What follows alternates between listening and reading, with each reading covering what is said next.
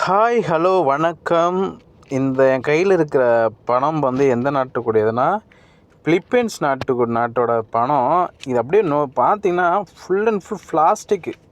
சூப்பராக போட்டிருக்கான். அவ்வளோ குவாலிட்டி, எவ்வளோ தரமாக அப்படியே பிளாஸ்டிக். இதை பாருங்க, என்னோடய விரல்லாம் தெரியுது பாருங்க பேக் சைடில். இந்த பணத்தோட பேக் சைட்லேயும் விரல் தெரியுது பார்த்தீங்களா? அவ்வளோ குவாலிட்டியாக, அவ்வளோ தரமாக இருக்குது.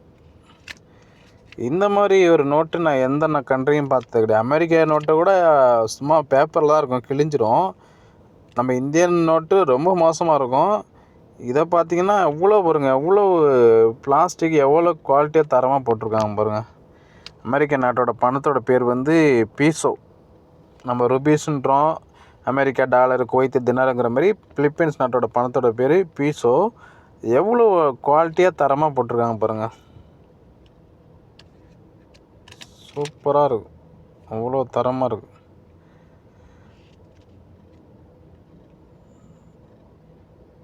அவர் பேர் ஏதோ எழுதியிருக்கு, பட் என்னான்னு தெரில. பட் ஆனால் சூப்பர் தானே, அவ்வளோ தரமாக பிளாஸ்டிக்கில் போட்டிருக்காங்க.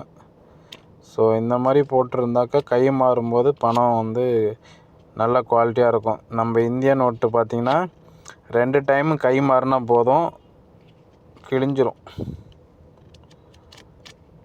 சூப்பராக போட்டிருக்காங்க பிலிப்பைன்ஸ் நாட்டு மணி.